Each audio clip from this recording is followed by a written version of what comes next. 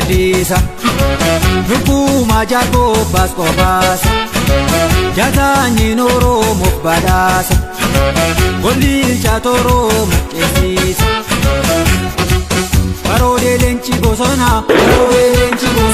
Deo bol mango tagara Bilikef tofta warana Akawo boko rabara Lencha damse kabenyata Warabe sira kabusa Hormadida ya burreko Sitibanem ya maroko Erranta boga Ija di mazu Jareko Umabasu Matango bare Isinara Tuwalaki Timarsera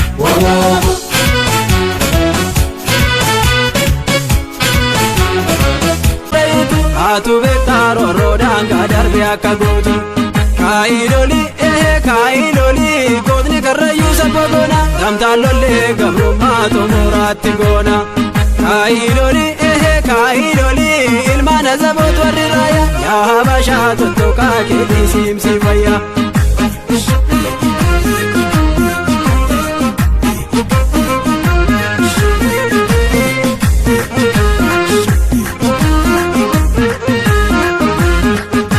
Alagafa bidana manani